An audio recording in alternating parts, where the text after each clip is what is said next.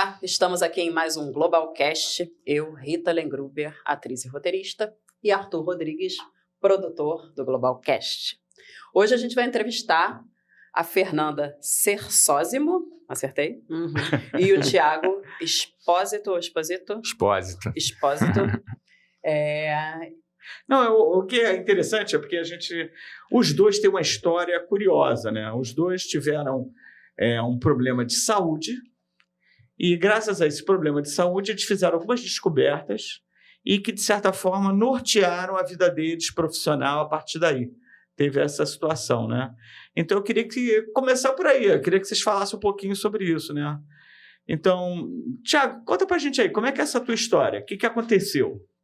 Então, eu construí a minha empresa que eu tenho hoje, né, que é a Curumim Kombucha, por causa de uma... Vamos lá, não é por causa, mas foi a partir daí, né? Por causa de uma pressão alta, que eu fui diagnosticado uma hipertensão, né?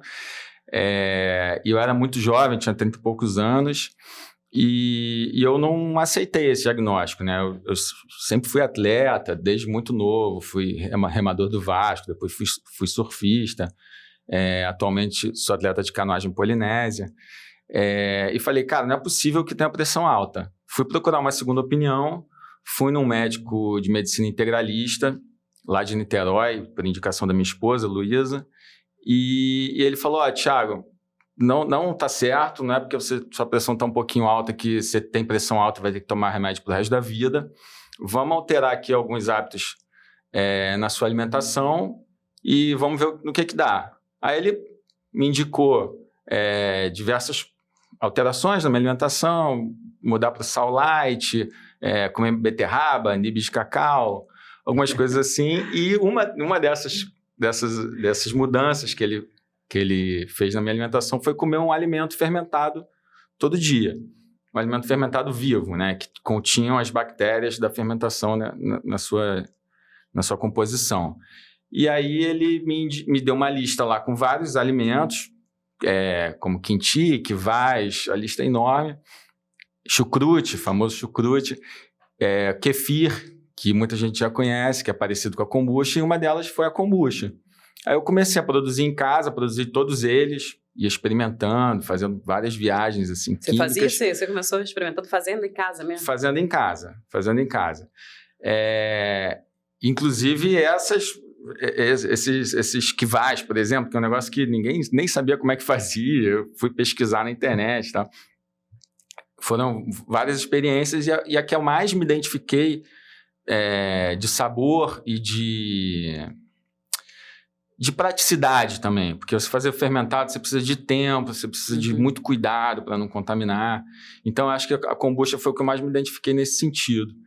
E aí, comecei a fazer em 2014, até em 2018 eu fui levando aquilo como um hobby. Em 2018 eu comecei a vender lá no meu clube de canoagem, o Moaiva A, e a galera começou a gostar e tal, e fui levando como um hobby, assim, vendendo para os amigos e parentes próximos até a pandemia. E aí, na pandemia, eu tive que transformar esse meu hobby num empreendimento de necessidade, digamos assim, né? Porque eu era produtor musical, produtor de evento, e que na pandemia, simplesmente, eu fiquei sem renda, nenhum, né? sem receita, zero. Foi assim. Então, eu tive que transformar aquele meu... E no primeiro momento, teve uma boa recepção? As pessoas... Ou era uma coisa, assim... Olha... estranha? Até hoje é estranho, tá? É estranho, mas num certo nicho a kombucha tá super na moda. Não, eu tenho sim, várias amigas que tomam regularmente, Pois familiares. Sim. Eu quis dizer estranho no sentido assim, a pessoa que toma a primeira vez, ela acaba dando uma estranhadinha porque é uma fermentação ácida, né? Coisa da... E é um alimento... E a gente, em país tropical, não tem muito essa coisa de comer comida muito ácida, né? Isso é uma coisa mais dos países onde tem frio, que as pessoas usam para conservar as conservas, né? Geralmente são de países frios. Então, acaba que estranho. Eu costumo dizer que a pessoa que toma kombucha a primeira vez, ela tem a reação parecida do adolescente que toma cerveja a primeira vez, entendeu? Mas assim, eu vou dizer para vocês, a Curumim, eu acho que ela é a kombucha que eu já experimentei que é a mais palatável, assim. Eu acho que a gente conseguiu chegar numa receita, a gente que eu digo, eu que criei as receitas, né? Mas assim, a gente como empresa, chegando mais resíduos que a gente consegue esconder aquela acidez da fermentação, né? E olha que a gente fermenta por 6 meses a nossa kombucha. Então, é muito tempo de fermentação. 6 meses? É muito tempo. É muito tempo. Eu uso um método que eu aprendi, que eu fiz nessa virada de chave aí, né, em 2020. Eu fiz um curso com uma empresa chamada Mana Nova, uma empresa de consultoria que dá consultoria para o mundo inteiro, uma empresa canadense, que o dono dela, o Sebastian, era dono da primeira kombucha do Canadá, que é a Rise Kombucha, que ele tem desde 2008, né? Ele vendeu, e abriu essa consultoria. Eu consegui fazer esse curso, que é um curso, inclusive, vitalício, online. Até hoje a gente tem reuniões com ele. E esse método que ele ensina, que é um método que é fácil de escalar, ele é um método que a kombucha ela fica muito mais saudável, porque ela produz, nesses 6 meses de fermentação, ela produz os ácidos, aminoácidos, esse monte de enzima que faz bem para a saúde, quase 0 de álcool. Então, assim, a nossa kombucha ela vai para análise, né, por laboratórios certificados e tal. E geralmente as análises vêm assim, a máquina que pesquisa lá quanto álcool tem, nem identifica o álcool, entendeu? Então, ele é um método de produção que ela fica mais gostosa, mais saudável e a gente consegue replicar num formato pequeno. Nossa fábrica é pequena, mas a gente consegue produzir bastante. Porque é um método... Você continua tomando todo dia? Continuo tomando todo dia, meus filhos tomam todo dia, minha esposa toma todo dia. E a pressão? Como é que ficou? A pressão, assim, de 2014 até hoje, 2023, tá pressão de neném, assim. É mesmo? Que legal, cara.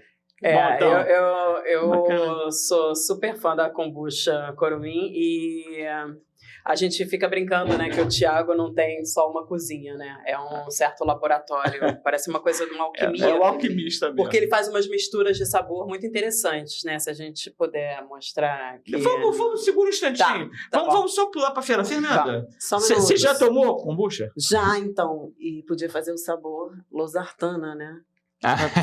Losartana, remédio para pressão. Fazer o sabor losartana. Tem o clorotiazida, né? Clorotiazida. Clorotiazida é ótimo. Então, já tomei. Já foi prescrito. Você tem pressão alta? Pra mim. Não tenho pressão alta. Foi prescrito, mas foi prescrito mesmo? Foi prescrito. Já tem até um tempo. Não tinham muitas marcas, era bem difícil de encontrar. E o valor era bem caro na época. Eu acho que hoje o valor está bem mais acessível.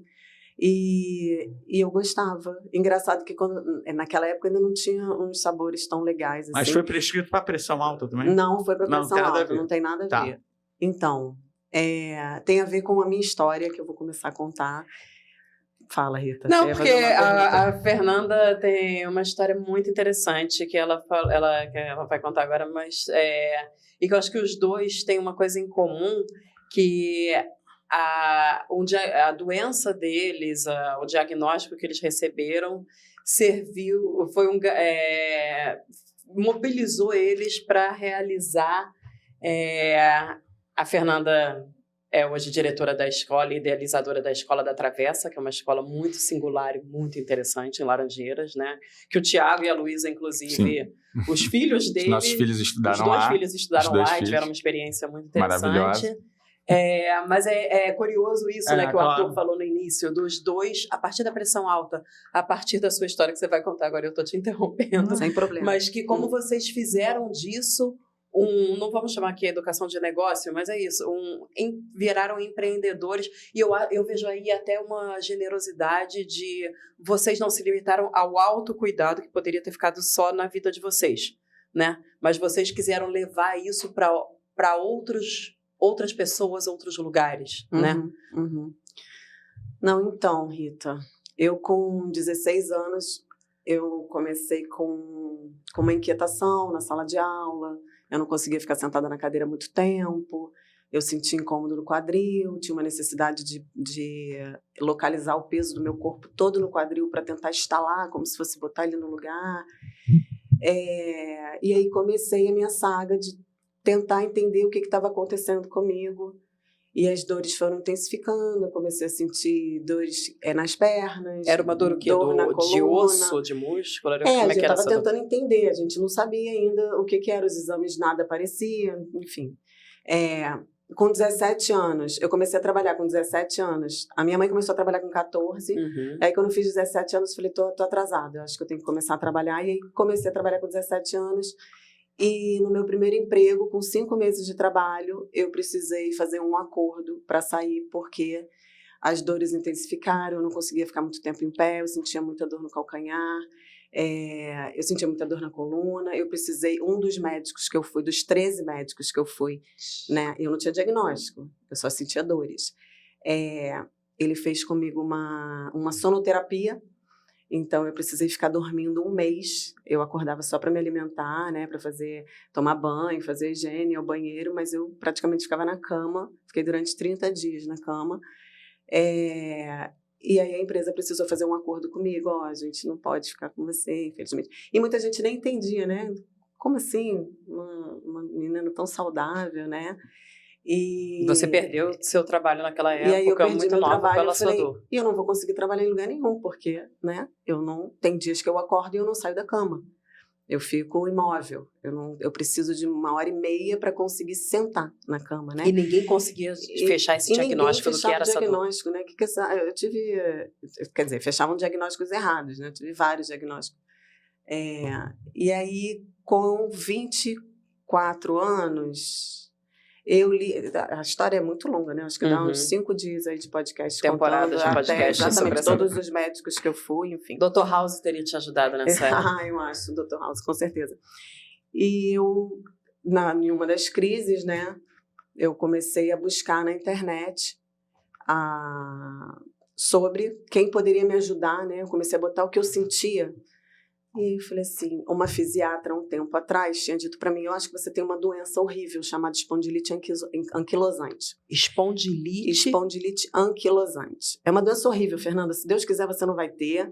Mas se você tem alguma coisa, é essa doença.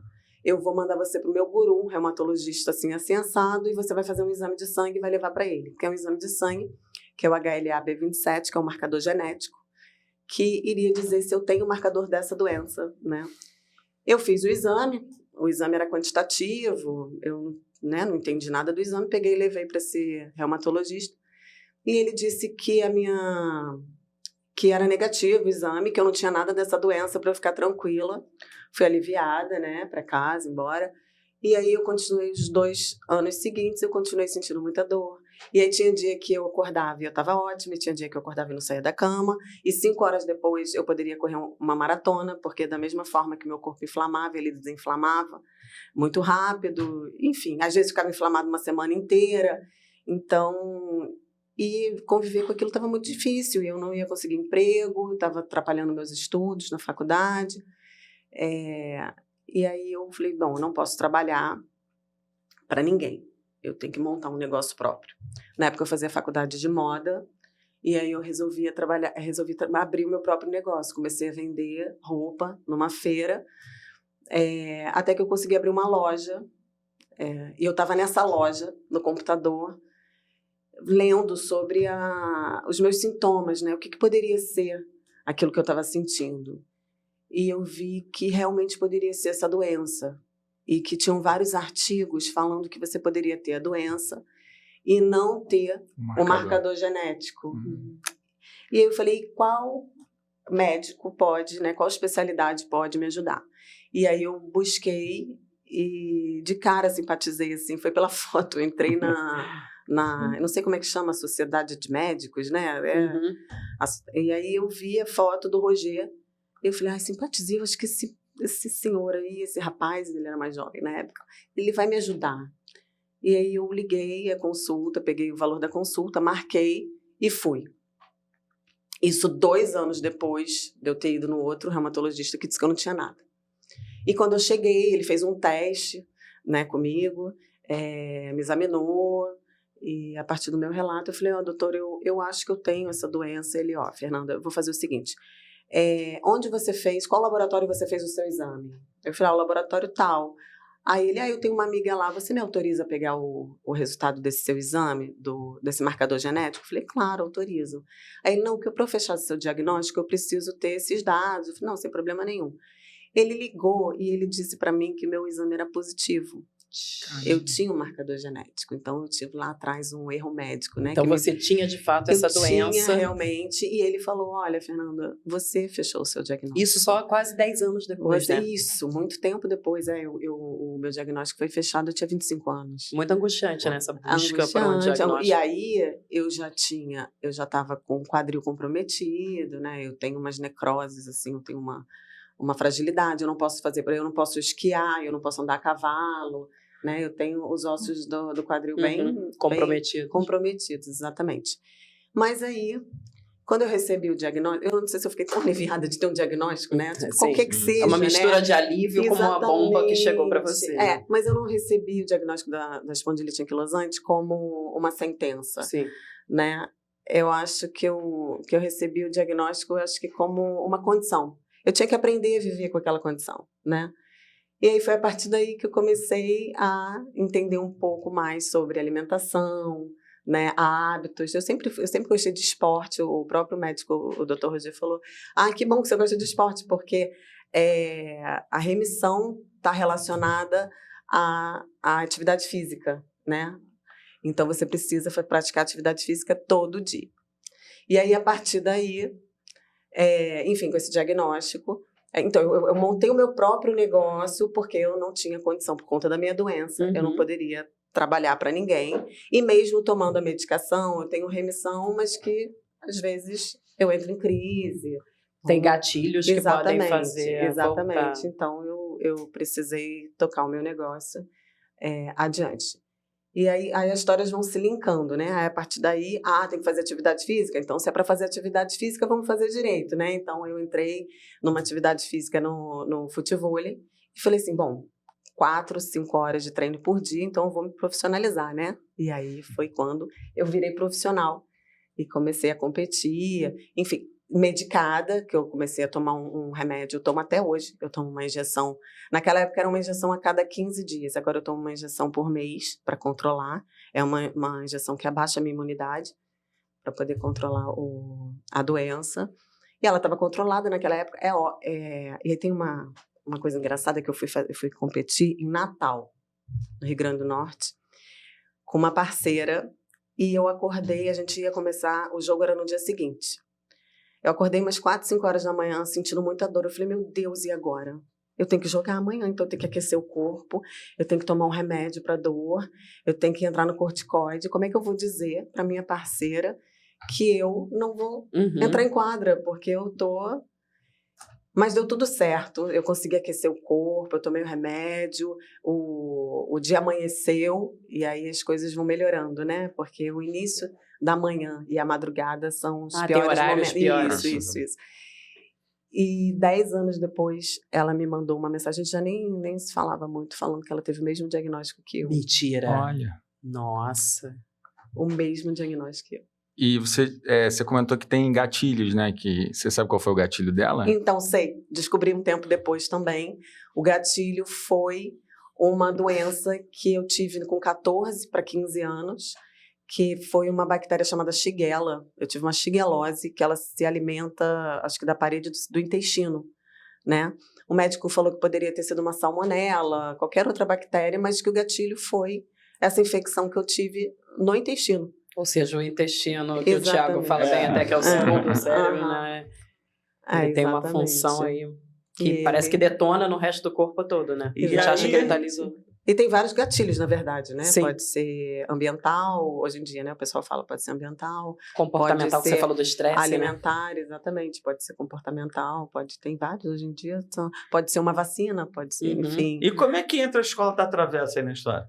Então, aí a Escola da Travessa foi quando eu virei mãe. Quando você tem 2 filhas, né? Quando você teve a Isabela mais velha, você já tinha esse diagnóstico? Qual foi esse diagnóstico? Veio antes da gravidez? Como veio, eu engravidei da Isabela, eu tinha 29 anos. Eu engravidei da Isabela com 29, ela nasceu, eu tinha 29 anos. E foi muito preocupante, na verdade. Eu meio que engravidei às pressas, assim, né?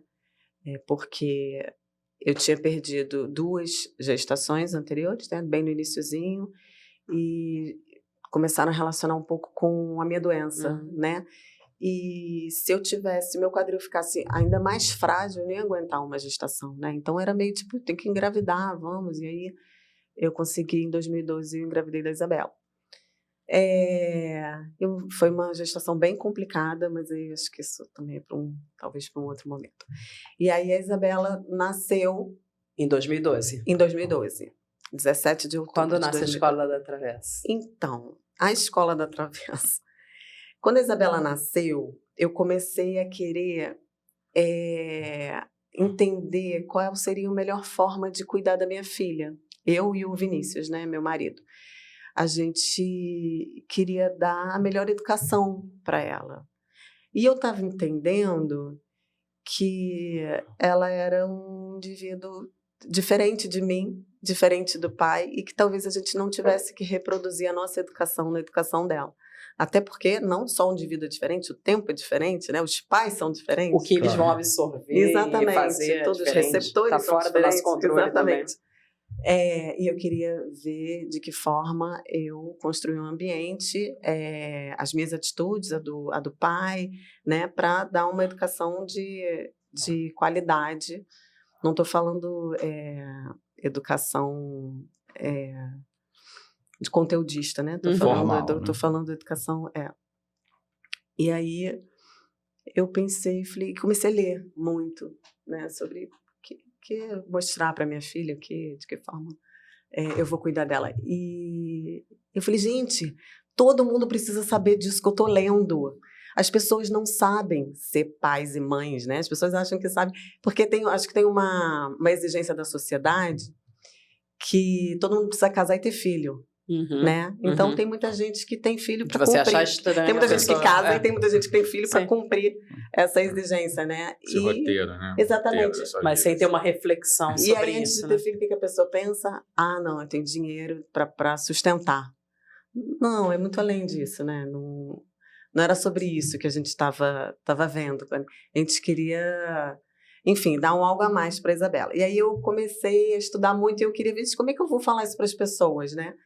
Então, eu tive uma ideia de tentar, será que eu faço uma escola para pais? Né? Alguma coisa que eu divida. Não tenho prepotência nenhuma de ensinar ninguém a ser mãe e pai, até porque eu acho que não tem receita, né? Nós somos indivíduos diferentes. Mas eu queria que as pessoas lessem, né? De tudo que eu estava lendo antes de botar um filho no mundo.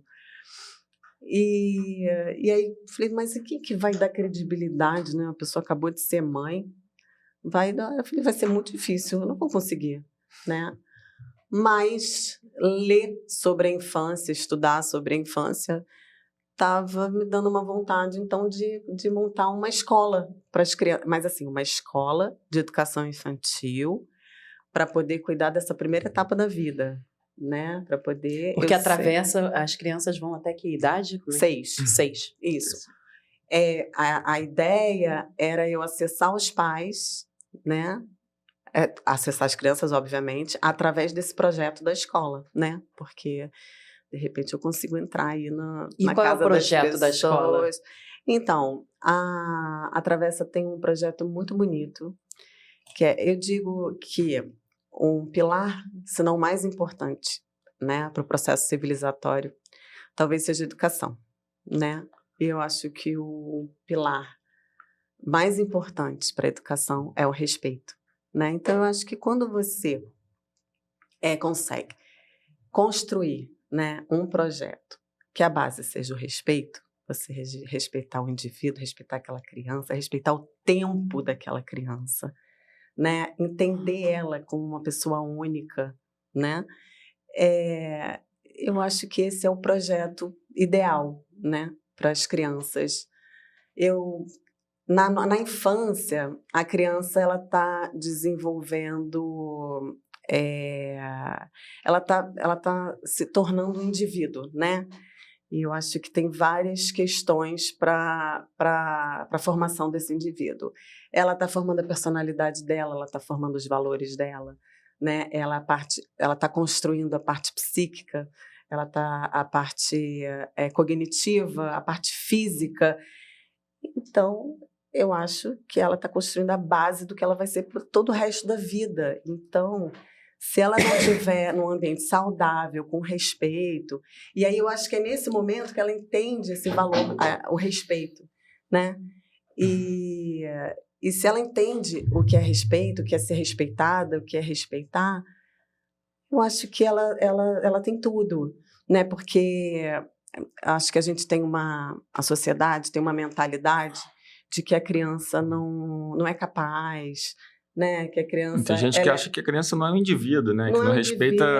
já responde pela criança, né? Ele não está com fome, ele acabou de comer. Ou entra no elevador, não fala com a criança, não dá bom dia. Exatamente. Tipo, não é uma pessoa que está ali. Com certeza, e aí tem cenas que dão umas angústias, né? A questão da mãe que vai trocar a fralda e ela não está ali dando afeto, não está dando carinho, ela não está conversando, ela não está olhando no olho. Não, ela está simplesmente com o celular aqui, conversando.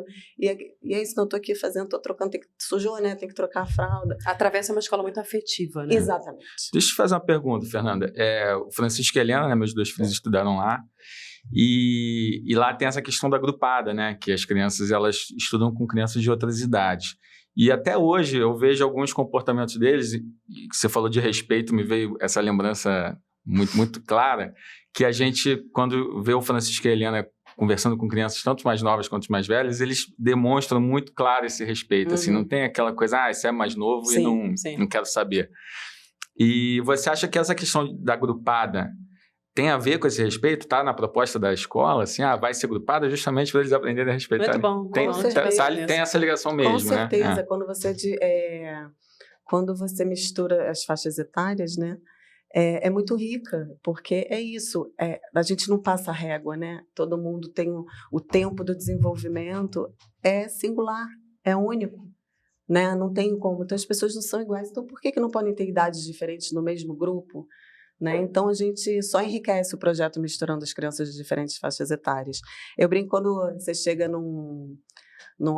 quando a gente chega para conhecer alguém, ninguém pergunta qual é a sua idade. Né?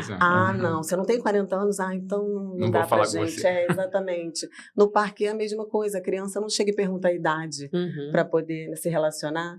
Né? Então, eu acho que a base do respeito é isso. Então. E uma coisa que me chama a atenção na Travessa é que também parece que é uma relação também com o respeito, né?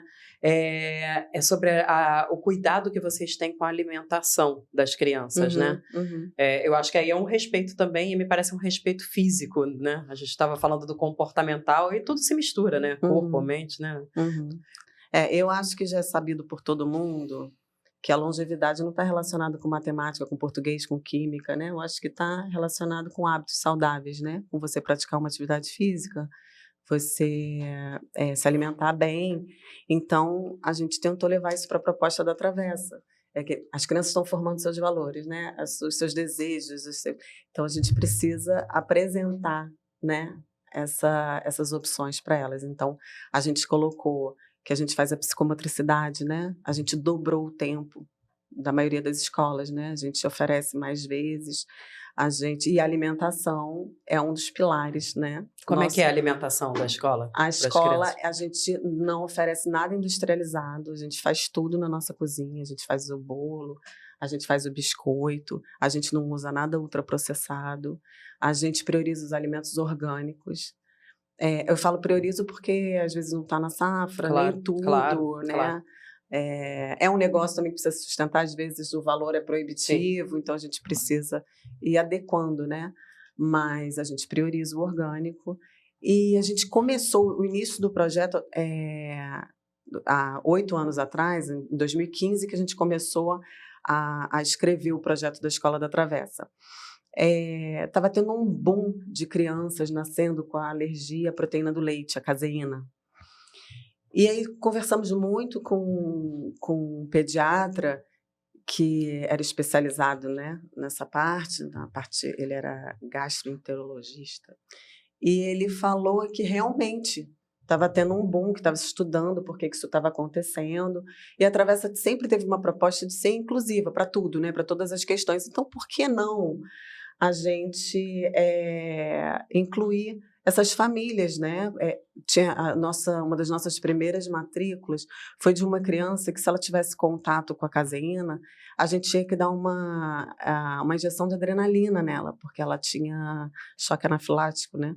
E então a gente tentou incluir essas famílias, porque estava desesperador. Como é que você encontra uma escola? Porque você não precisa ter contato direto com a proteína do leite, basta ser uma contaminação cruzada, né? Um talher que foi lavado junto com outro talher que tinha. Sim. Então tem umas que são tão sensíveis que só essa contaminação cruzada a criança já reagia. E aí a gente resolveu: não vamos ter leite de origem animal na escola. Leite de vaca, na verdade, mais preciso. E assim está até hoje. A gente já conversou com vários nutricionistas, vários médicos, eles disseram que não faz a menor falta. Aquele período que as crianças estão na escola, elas não estarem tomando leite de vaca ou nenhum derivado, não ia trazer nenhum prejuízo. Tem até alguns nutricionistas que defendem: que bom que vocês fazem isso, porque acham que é prejudicial aí, mas já é por conta da lactose. A lactose e o glúten estão sendo altamente questionados em geral. Porque dizem que a lactose, para muitos indivíduos, ela é inflamatória, né? Então, enfim, até hoje a gente não tem leite na escola e tem uma alimentação super saudável. Realmente investir na alimentação, fazer com que aquela criança aprenda a se alimentar. Esse mesmo pediatra falou pra gente que alguns alimentos precisam ser ofertados 10 vezes até a criança gostar. Que interessante. É uma educação. É uma educação. A alimentação também. Exatamente. No tempo dela, óbvio. Mas quando o Thiago estava falando aqui de você se habituar com o sabor, né, da coisa, Sim. Vocês se lembram a primeira vez que vocês comeram comida japonesa? Eu lembro, eu não gostava. Eu também, odiei. Hoje eu não gostei de falar que eu sou Eu viciada. lembro. Eu também não gostei, não. Eu lembro, e assim, eu discretamente, eu estava numa casa Eu odiei. que tinha um quintal e tinham cachorros. Aí eu fui assim, dando eu pro era bem cachorro. criança, e nem o cachorro comeu. Cena de novela. E aí eu falei assim, gente, é Nem ruim o cachorro comeu, é ótimo. Ai, nem o cachorro quis. Eu falei, gente, é ruim mesmo. É que tinha que ter gato. Gato lá em casa fica maluco quando a gente pede japonês. Mas não é curioso isso, é porque é o hábito realmente, né? Você se quase um habitua processo de àquilo. educação. Sim. Você se Educação. habitua. A cerveja também, a primeira vez que eu tomei cerveja. As primeiras vezes eu lembro que eu ficava, eu não entendia como é que as pessoas gostavam tanto E daquilo. por que a gente tentou 10 vezes, né? A gente Podia insistiu ter parado na nesse segunda, né? Na segunda, tentei 2 vezes, não deu certo, não. 10 Tinha vezes. que ter parado. Por falar em cerveja, eu sempre falo com o Thiago que eu adoro, aí é uma propaganda que eu não sei se posso fazer, mas tem a kombucha dele, ele tem também uma kombucha alcoólica, que tem até é o equivalente àquelas cervejas fortes, né? Ela tem 8%. É claro que eu tomo em momentos de lazer, de festa. 8% é altinho. 8% é Mas alto. é bem interessante. 8% é belga, né? É tipo aquelas tradicional, fortonas de rótulo lilás, né? No início, quando eu estava desenvolvendo ela, eu tentei fazer o que eles chamam de seltzer. Seltzer é uma bebida levinha, que é como se fosse aquela água com sabor, né, que tem. E aí existe o hard seltzer, que é o seltzer alcoolizado. Só que a indústria geralmente faz ele bem levinho, faz em torno de 3,2. Só que eu comecei a testar, dar para as pessoas e ninguém gostava, assim, porque tinha um sabor que a gente chama muito flat, passava rápido pela boca, assim, né, um saborzinho. E o álcool não deixava as pessoas bêbadas. E eu falei, cara, então tem que adaptar isso para a cultura do carioca aqui, né? Não sei nem se é do brasileiro. E aí eu trouxe bastante suco de fruta, especiarias, cardamomo, tem umas misturas, a gente pode mostrar aqui? Claro, as misturas. mostra pra gente. Eu particularmente adoro, faço propaganda espontânea. E aí coloquei mais álcool. E aí agora tá vendendo pra caramba. Essas não são alcoólicas. Essas são né? não alcoólicas, Tem umas misturas muito interessantes, né? A gente fala que é a cozinha de alquimia, né?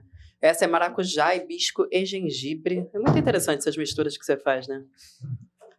Uva com gengibre, cravo e canela. Como é que é a história que você falou? Essa de uva eu me inspirei no quentão, né? Da festa junina. Claro. Típica brasileira, que é né? de festa típica brasileira. Esse é um sabor que as pessoas nem provam, porque eles acham que tem muito gosto de cravo, mas não tem. O cravo, ele passa muito longe. E para quem adora cravo, e pode ser quem gosta de interessante. cravo. Eu tô percebendo, eu não enxergo direito daqui não, mas eu tô percebendo que quase todos os sabores têm algum componente antioxidante. Sim, então. Quando eu pensei nesses sabores, eu também pensei no que eles chamam de nutrição funcional, né? Como é que as substâncias potencializam os efeitos da outra. Por exemplo, o cardamomo, ele ajuda a absorver mais os antioxidantes. As frutas vermelhas ajudam a absorver também, junto com o hibisco. O hibisco é um super antioxidante, né? Ele tem mais antioxidante do que o próprio chá verde. E as frutas vermelhas também possuem antioxidantes que eles se ajudam, entendeu? Então, eu fiz muito essa pesquisa quando eu criei esses sabores. Então, ela não só é gostosa, Sim. como eu também busquei essas combinações. Muito bom. Tem um livro, o título eu nem gosto do título, que é um pouco catastrófico, que se chama Comer para Não Morrer. Eat to Not Die, ele é americano, e esse pesquisador ele enumera as 10 doenças que mais matam nos Estados Unidos e como você combate essas doenças com a alimentação. Então ele mostra lá, o livro é grande, ele mostra várias pesquisas e mostra muito, e faz muito essas análises dos alimentos. Então ele fala da cúrcuma, por exemplo, que é um alimento que já é comprovado que ajuda a combater câncer no cólon. A gente tem a de manga com maracujá e cúrcuma, por exemplo. Ele fala essa informação que eu te falei do hibisco, que tem mais antioxidante do chá verde, por exemplo, eu li nesse livro. É um livro muito interessante. Legal. Eu acho que quando eu me matricular na faculdade de nutrição... A Fernanda tem uma veia na nutrição. Fazer nutrição Ótimo. Cara, eu amo nutrição. Eu também amo. Eu leio vários livros, eu tenho vários... Adoro ler. Ai, gente. Tem um outro livro que eu gosto muito também, que me veio através desse interesse da kombucha, que se chama O Discreto Charme do Intestino. Que é um livro que eu gosto de indicar. Esse título é maravilhoso. Cara, e ela é uma cientista alemã, Julia Enders, Julia com G, e ela escreve... o título é interessante porque ela acho que tem a ver com a maneira dela escrever. Ela é super engraçada. É bem humorada. Ela é muito bem humorada. Então é um livro que não só traz muita coisa técnica, pesquisas sobre intestino, né? Sobre intestino. Mas ela escreve de forma engraçada e bem humorada. Então o livro é uma delícia. Traz uma leveza, né? E ela fala sobre probiótico, pré-biótico, vômito, diarreia, prisão de ventre, fala sobre tudo. Sobre o intestino, e ela inclusive fala que as pesquisas sobre a microbiota, né, a antiga flora intestinal, elas estão tão avançadas que elas são tão promissoras quanto a pesquisa da ciência genética, da medicina genética. E ela diz que várias doenças podem estar relacionadas com a alimentação e com a microbiota, inclusive Alzheimer, doenças consideradas emocionais, doenças autoimunes, obesidade. Assim, o livro é maravilhoso. E também é um livro que me inspirou muito, assim. Quando eu fui trabalhar com kombucha, uso ele para produzir conteúdo lá para o nosso Instagram. Aliás, se puder botar o Instagram da Curumim claro. na descrição do podcast. Como é que eu compro a Curumim? Então, você pode ir no nosso Instagram, tem lá o nosso telefone, vai mandar um WhatsApp, tem o nosso... procuro Curumim Kombucha. Curumim Kombucha, como está escrito, como se fala. Kombucha com K, né? Agora fiquei curioso. A apresentação é uma caixa dessa mesmo? É assim que é entregue? Como é que é? Depende da quantidade. Depende da quantidade. Se você Depende pedir múltiplo de 6, vai ser em caixa. Você pode pedir sabores variados, você pode dizer, não, detesto... não quero esse sabor, e troca por outro.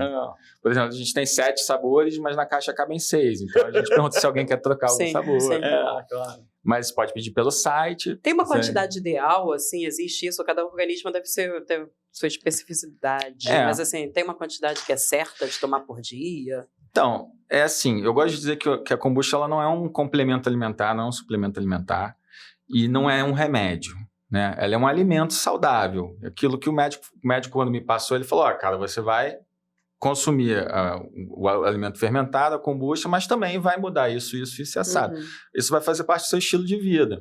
Assim, você vai trocar uma bebida açucarada, por exemplo, que você é viciado e gosta de tomar durante a refeição, vai trocar pela kombucha. Então, assim, se você tomar uma garrafa por dia, tá ótimo. Tem gente que toma porque tem prisão de ventre, por exemplo, que toma meia garrafa e que já funciona para ela. Eu tenho uma amiga que tem isso. Ela toma meia garrafa e o filho toma outra metade. Pois dia, assim. Então já funciona. Essa pessoa tá tomando de forma terapêutica, né? Uhum. De alguma forma. Uhum. E para ela tá funcionando. Mas assim, se você quer incluir um alimento saudável no seu dia a dia, né? Incluir, por exemplo, os antioxidantes do chá verde sem precisar tomar um chá verde quente, né? O gosto às vezes nem é muito bom.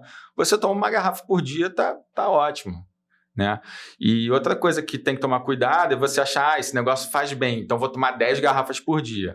Óbvio que não, né? A diferença entre o veneno e o remédio está na dose. Claro. Então, qualquer coisa que você tome em excesso, qualquer chá que você vai tomar em excesso, ou refrigerante em excesso, vai te fazer mal, e a kombucha não vai ser diferente. Se tomar 10 kombuchas por dia durante um mês, com certeza não vai te fazer bem. Sim. E você continua experimentando novos sabores. Isso não para. Continuo. Ó, eu viajo, né? Eu gosto de viajar, tenho oportunidade, né? De conhecer muitos sabores. Há pouco tempo fui nos Estados Unidos, provei lá, tem uma marca que é uma das marcas que me inspirou também, que é a GTS, e eles têm sabores maravilhosos, assim. Mas aí numa escala já industrial, assim... Cara, eles são gigantes. Assim, o dono da GTS foi capa da Forbes há pouco tempo. Então, então já... Os caras já tá todo mundo de olho. A Ambev, daqui a pouco eles, já... Não, então, tanto na Califórnia quanto nos Estados Unidos, já tem grandes corporações comprando marcas de kombucha. Sei. Eu acredito que isso um dia vai chegar aqui no Mas Brasil. Mas quando entra nessa produção industrial, perde alguma qualidade? Então, a GTS não perdeu, tá? A minha nutricionista, ela fala, não procura nessas grandes redes, não. Vai nos pequenos produtores. A GTS, eles são grandes, mas eles conseguiram, você bebe, assim, você vê que é um produto bem feito, mas assim, você tem marcas grandes que o cara não usa, você sabe que ele não usa fruta, por exemplo. Porque às vezes, por questão de logística, transporte e tal, não é porque ele quer fazer um produto que faz mal. É porque realmente, se você usar fruta e tiver um problema no transporte, enguiçar uma carreta, pode estourar todas aquelas garrafas, entendeu? Uhum. Então, por questão de logística. E uma coisa que o mercado americano faz é adicionar probiótico. Eles pegam 50 bilhões de uma determinada cepa de bactéria ou de levedura e adicionam lá, como se fosse um remédio mesmo. Então, assim, eu não posso pegar a curumim e falar, toma, isso aqui é um probiótico. Eu não posso fazer isso. Posso dizer que é uma bebida com efeitos probióticos, entendeu? Mas o probiótico é o que você vai na farmácia e compra. Lá nos Estados Unidos já tem isso. Você vai pegar uma garrafa e vai ler. Contém 5 bilhões de Saccharomyces, não sei o que lá, lactobacillus, não sei o que lá. Entendeu? Isso ainda não chegou no Brasil. Não conheço nenhuma marca brasileira que faça isso. Nem sei se é permitido já pelo Ministério da Agricultura. Mas a curumim, assim, ela é um alimento com potencial probiótico. Ela não é um probiótico. Eu acho importante deixar isso bem claro aqui. Para não parecer que eu estou vendendo um remédio para pressão alta, ou para uma doença autoimune, nem nada. Sim. E você acha que para crescer, esbarra muito na legislação? Ou não? É uma coisa que é fácil de levar? Eu tive a preocupação, porque quando eu comecei a produzir a curumim, já existia um projeto de lei da regularização, que foi baseado na legislação americana. Então, eu já comecei a produzir dentro desse projeto de lei. Sei. Então, assim, o meu rótulo... Os parâmetros já foram... Mas, assim, muita kombucha fechou depois que essa lei passou a vigorar. Muita kombucha fechou porque não conseguiu se adequar. Tem um dos parâmetros, que é a acidez total, que chama, que é muito difícil de atingir, a acidez total que o mapa que o Ministério da Agricultura exige é alto, que são essas quantidades de ácidos que fazem bem para a saúde. Então, por isso que tem que ser alto, eu acho que eu até concordo com essa lei. Mas você consegue fermentando por muito tempo, que é o que eu digo que eu faço na curumim. A gente fermenta por 6 meses e nem sempre é uma... Né, por quanto mais tempo você fermenta, mais caro fica, né? Um negócio parado lá na tua fábrica que você não pode usar. Então, assim, a legislação, eu acho que eu concordo com a legislação que a gente tem hoje atualmente. Eu acho que ela tem que ser rigorosa nesse sentido para as pessoas continuarem produzindo um produto saudável. E outra exigência que é legal da fermentação, que não ocorre em outros países, nos Estados Unidos, se eu não me engano, é assim, é que a kombucha ela tem que ser feita da Camellia sinensis. Camellia sinensis é o chá, que é o chá verde. Existe chá verde, chá preto, oolong. Existem 5.000 tipos de chás feitos da Camellia sinensis, que é uma plantinha só. E a kombucha ela tem que ser da Camellia sinensis. Tem gente que faz kombucha em casa, por exemplo, que fermenta o hibisco. Segundo a lei, isso não é kombucha. Certo. Tem gente que fermenta o chamate. Segundo a lei, isso não é kombucha. Entendeu? A kombucha ela tem que ser fermentada da Camellia sinensis. Sim. Eu adiciono o hibisco depois, entendeu? Adiciono o chá verde depois, adiciono o chamate. Tem gente que tem umas kombuchas deliciosas que usam chamate torrado, né? E você tem sua produção mas de camélia, por exemplo, você tem? Não. Como é que... Não. Então Gostaria você de tem ter. seus parceiros Eu- quem você... Eu compro. Eu compro. Eu trago assim a Camellia sinensis, a gente traz de um parceiro de São Paulo, chega uns sacos gigantes. O açúcar que a gente usa demerara orgânico, a gente usa de uma usina lá de Minas. E as frutas, elas vêm congeladas do Rio Grande do Sul. O mirtilo, morango, uva, vem tudo do sul, porque eu acho que é por causa da temperatura, né? A gente até usava framboesa, e a framboesa é uma fruta dificílima de conseguir, né? Porque eu acho que ela é muito frágil. E aí a nossa de frutas vermelhas a gente teve que tirar a framboesa, porque conseguia e não conseguia, conseguia e não conseguia. Mas a gente faz com morango, mirtilo e amora, que fica uma delícia também. A Curumim, né, a empresa do Thiago da Kombucha, e a Escola da Travessa nasceram juntos com os primeiros filhos, né? Foi mais ou menos a mesma época que a Travessa nasce... O projeto começou em 2015. E a Isabela Na verdade, nasce a Isabela nasceu em 2012. Aí, em 2014, nasceu a Elisa. E aí, em 2015, nasceu a Travessa. Sua terceira filha. Minha terceira filha. A Curumim, como empresa, nasceu em 2018, né? O Francisco nasceu junto com a Elisa, tanto que eles são da mesma sala, em 2014. E Leon também, meu filho, da mesma sala. Todo mundo da mesma sala. 2014. Eu posso dizer que eu conheci a kombucha, comecei a fazer em casa, quando o Francisco nasceu. Sim. Curioso isso, né? Vocês acham que essa alimentação de vocês, que foi muito... veio até de um engajamento, né? A partir do diagnóstico, você da pressão alta, a Fernanda da... Espondilite anquilosante. Pois é. Espondilite anquilosante. Vocês acham que... Como é que vocês veem, assim, isso dentro de casa? Vocês acham que os filhos de vocês já vão ter uma relação com a alimentação melhor do que vocês tiveram? Sem criticar o nosso passado, mas pelo aprendizado mesmo. Por essa busca que vocês têm, né? Você na Escola da Travessa e o Thiago com a kombucha. Como é que vocês veem isso em relação aos filhos de vocês, né? Olha, eu tento. Santo de casa não faz milagre, né, gente? Eu não consigo. A concorrência é muito desleal. É muito desleal, porque tem todos os fatores externos, tipo vovó. Maravilhoso. Tipo vovô, Tio, tio, primos. Então, eu acho que... Mas no dia a dia tem alguma coisa aí? Tem. Eu acho que o básico, sim, eu consigo. Né? Eu acho que as escapadinhas, assim, eu não dou conta. Porque eu acho que também, a gente, todos nós, eu acho que a maioria, pelo menos, nós temos um defeito de querer dar para o filho, talvez, aquilo que a gente não pode, né? Com certeza. Adoro essa sua fala. E, assim, talvez ele não possa também. Talvez ele não possa também, e talvez tenham questões que sejam nossas, né? Claro. Às vezes eu vejo assim, eu fui uma criança gordinha e aquilo era muito difícil para mim. Aí Seu eu já, filho às vezes eu tranquila. vejo... Tudo bem. Exatamente. E o que é ser gordinho hoje em dia? Será que também... Tem várias questões que às vezes a gente vê que a gente está carregando muito um sintoma nosso, que a gente já está tentando tapar um buraco do nosso filho, e às vezes ele tem outros buracos que a gente nem viveu e não tem nem essa percepção. Né? É verdade. E eu estou precisando também, esse ano, a minha filha mais nova, Elisa, ela teve o diagnóstico de artrite reumatoide juvenil. Então, na verdade, é a mesma família da minha doença, né? Porque ela ainda é muito novinha. Isso vem do mesmo DNA, é isso? Isso, ela tem o mesmo marcador genético que eu, mas aí ela começou com umas dores no joelho, o tornozelo inchado, estava reclamando de algumas dores. E aí eu fui investigar e ela tem também, já estava fazendo tratamento.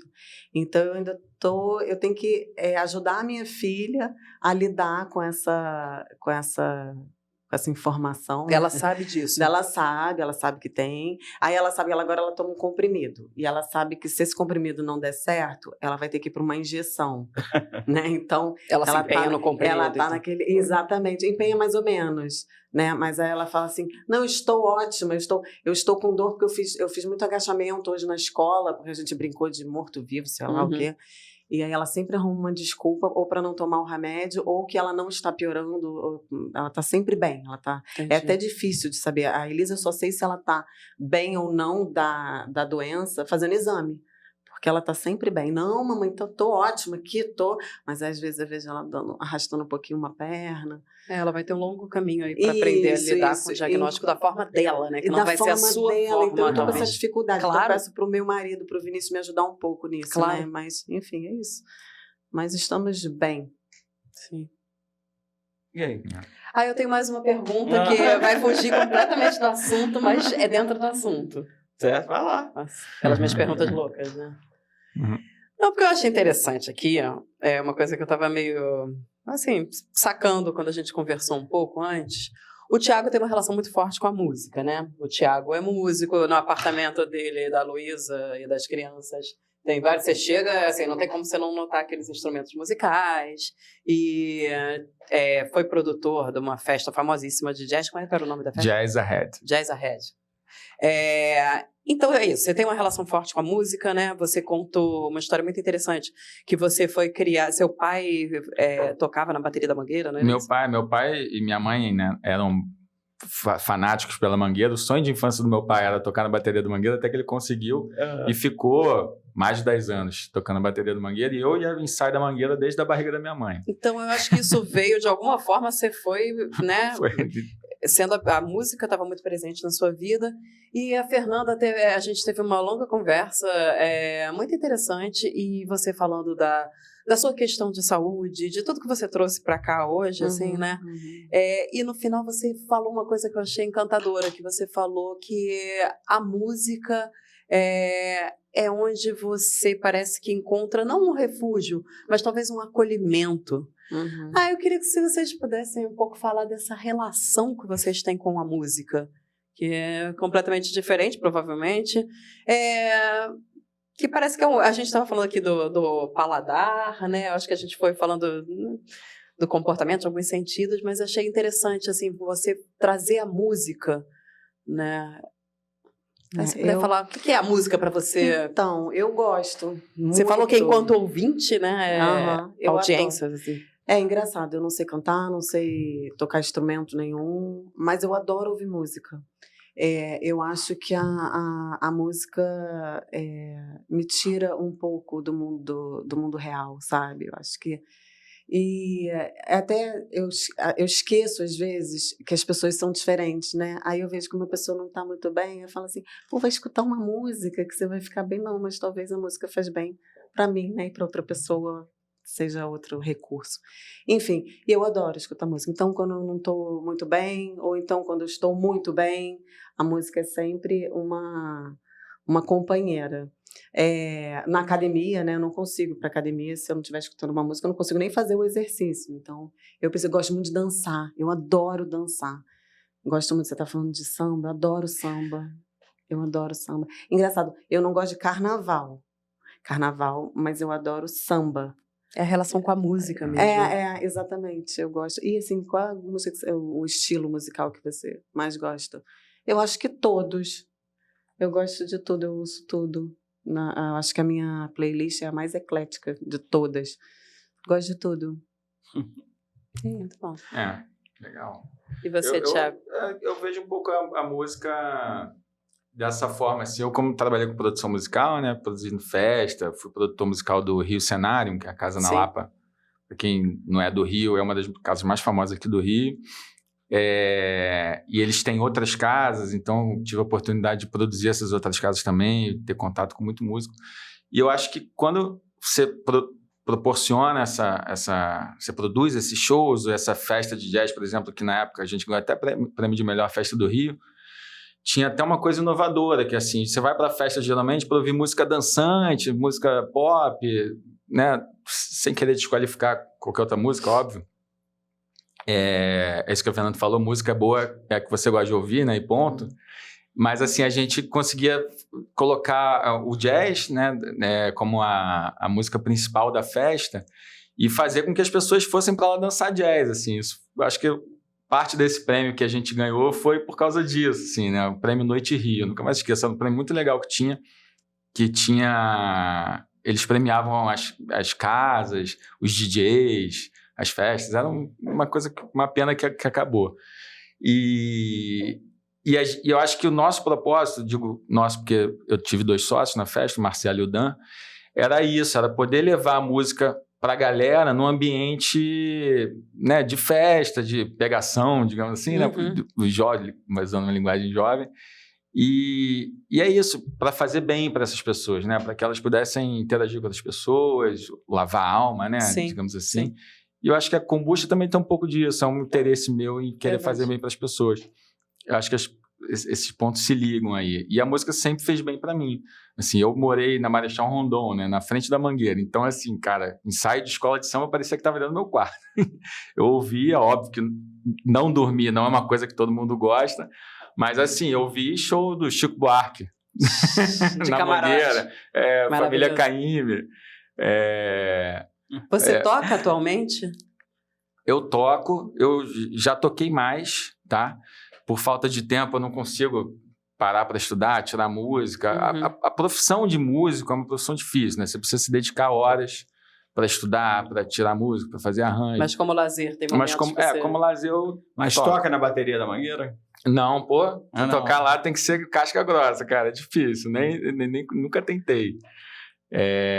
Já toquei em algum outro bloco. A gente chegou a fazer um bloco de jazz, assim, no auge da festa. Bloco de jazz? Olha só. A gente tinha um repertório de jazz de New Orleans, que é essa música de carnaval.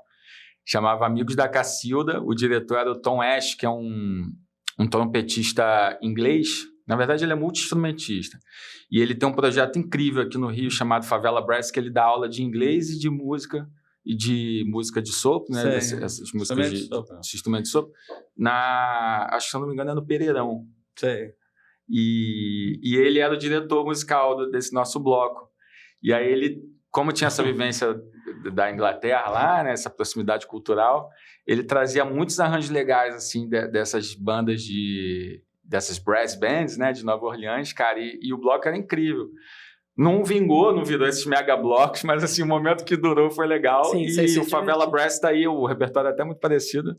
Convido as pessoas a pesquisarem aí. Muito bom. Esse projeto é incrível, do Tom Ash, Favela Brass. Joia. É isso, né? Tá feliz? Muito feliz, muito. Adorei essa conversa. Muitos assuntos, daria várias temporadas aqui. Gente, muito legal. Conversa com vocês, papo muito bom.